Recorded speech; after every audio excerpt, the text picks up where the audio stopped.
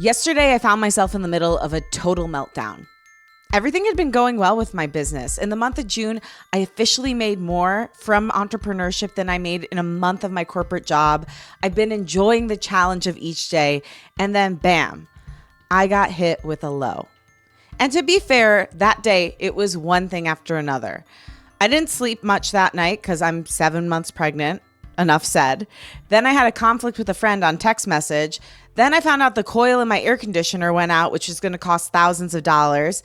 Then I had a coaching session where I felt like I just didn't do my best, and an intense EMDR session. And finally, the day wrapped out with a meeting with my business coach that left me questioning, what the hell am I even doing? And that was the final straw. It set me off. After that meeting, the headline was, yeah, I'm building something and it's been successful so far, but it's not enough. I'm not enough. I need to do more. And then the F word came in.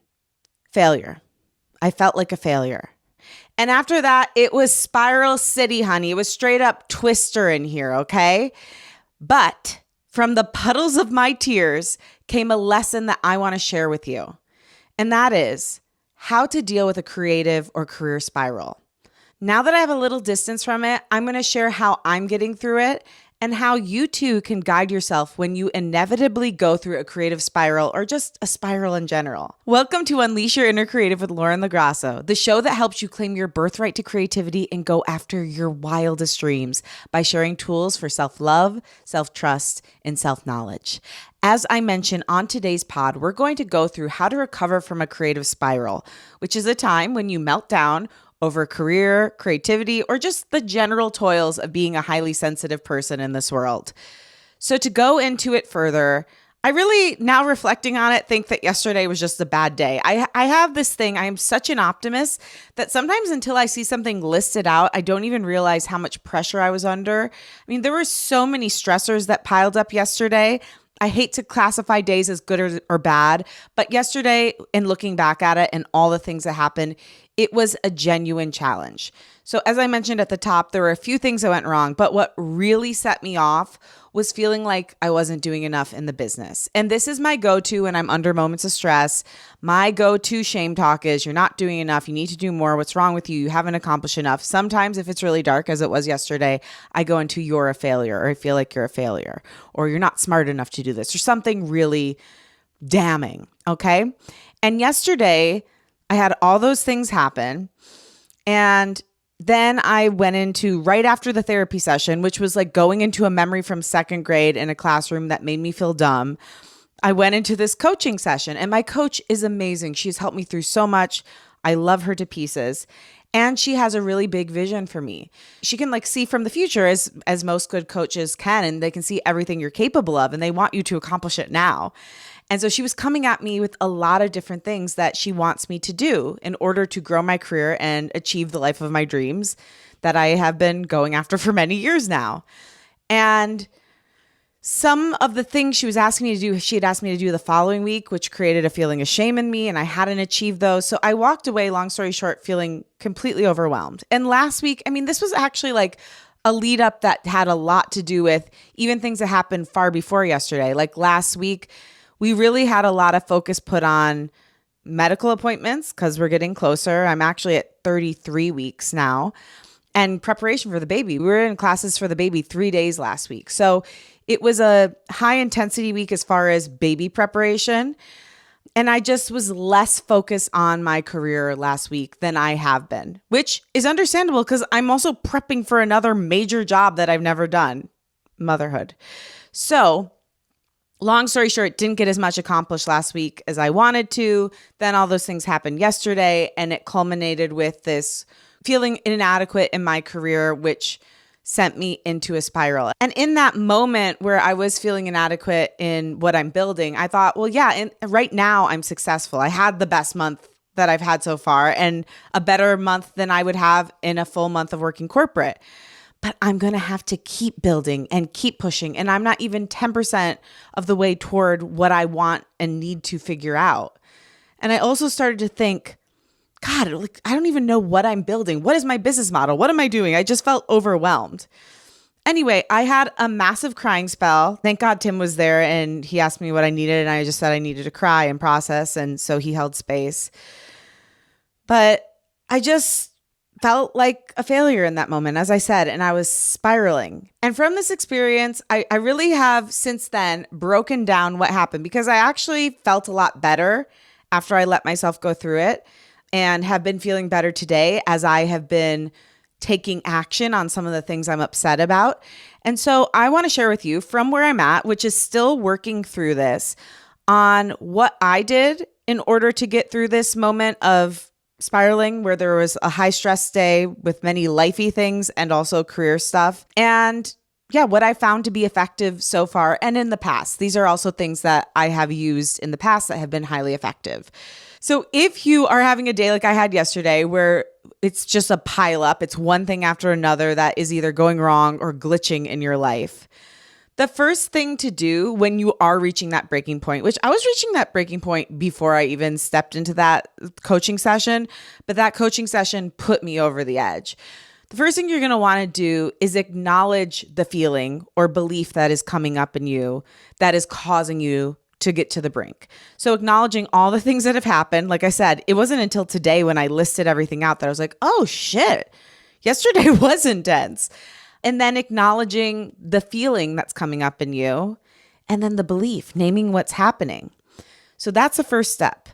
The next step, or maybe you're going to do these things concurrently, I kind of did that, is having a full cry fest. So I really believe in getting it out. I think a lot of adults grow up and they stop crying the way they did when they were kids. Couldn't be me. I throw myself on the ground sometimes, obviously not right now because I'm pregnant. I need to be careful of the sweet little belly, but I will fully cry with sound, sometimes with pounding the ground, asking why. It's a somatic experience for me. And because I let myself fully go there with crying, I really believe that I have a full expression of the emotion, and then I'm able to come out of it. And I was laughing within an hour, I believe, because I let myself fully cry and fully feel it and name what was happening in me. So that's step number one. Okay, next, when you've come out of it a little bit, maybe you've let yourself have the full emotional breakdown, you pounded the floor, you cried like a baby. The next thing you're going to want to do, and this is something I've brought up many times whenever it comes to a negative voice, I think it's a really powerful technique to ask the self-critical voice what it wants from you. This could be a shame voice. It could be a fear voice. For me, it was the voice telling me that I was a failure. Most of the time when that voice comes up in me, it's trying to get me to work harder, to stick it out, to succeed, And so that is lovely. That's a beautiful intention. Unfortunately, the approach of calling me a name isn't very inspiring. And so I advise for you and for myself, something I do is literally journal on these types of things. It's what do you want from me? And then talk back to the voice. It may sound a little woo-woo crazy, but it works. Tell it what would be helpful for you. Redirect it. It's got a lovely intention, but the way in which it's going about it is very hurtful. So ask the self-critical voice what it wants from you.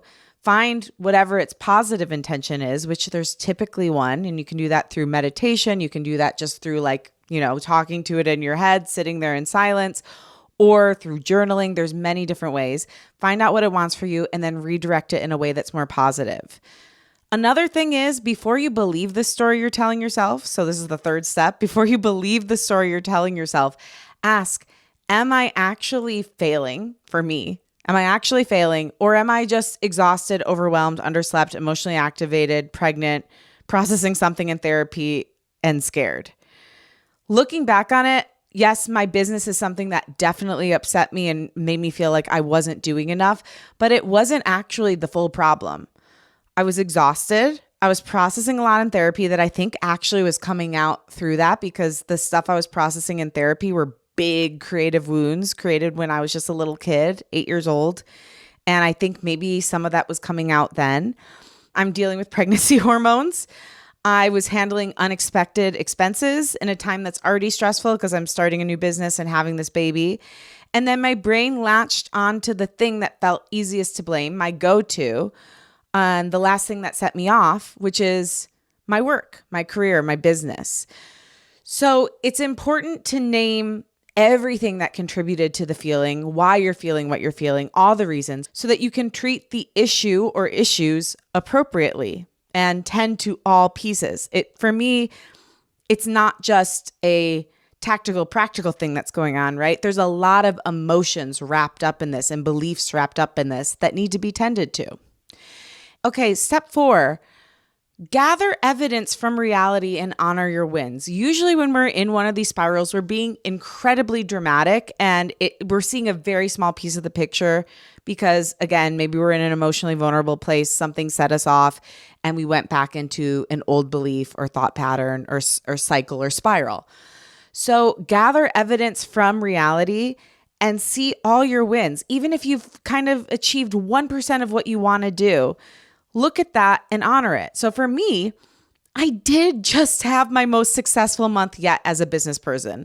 That is a huge win. Less than 2 months after I started, while 7.5 months pregnant, that is something to celebrate. And my baby's kicking right now, so I know he's proud of me too. So yes, I have to and want to keep building, and I want to get more intentional about what I'm building. And I am also doing objectively great, and I can be proud of myself. All right, so whatever you're dealing with that is sending you into a spiral, look at the full picture. Look at what you are doing well. Look at what you can be proud of and let yourself feel that. I think leading up to this moment, I was almost afraid to let myself feel that because, again, I'm always scared, even despite my track record of incredibly hard work, that I'm going to take my foot off the gas and not push as hard as I want or need to.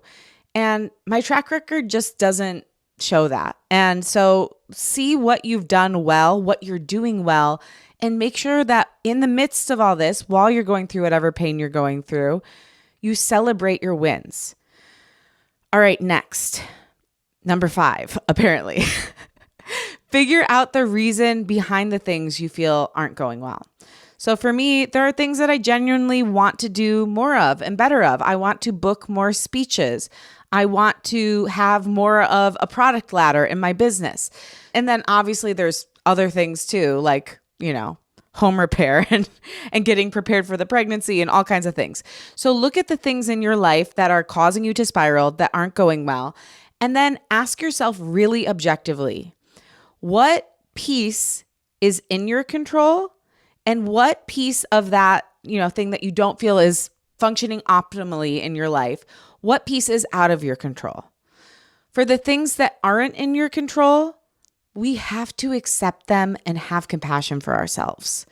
Something I have been doing lately is looking at everything I want to get done. And I talked about this on a previous podcast recently, looking at everything I want to get done and knowing I won't be able to get everything done.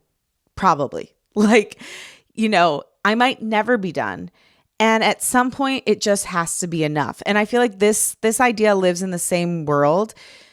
Looking at the things that are out of your control that you genuinely you've done everything right, it just hasn't taken yet. Accepting that and having compassion for yourself and accepting your own disappointment, but just, honing in and be like, hey, you've done everything you're supposed to do.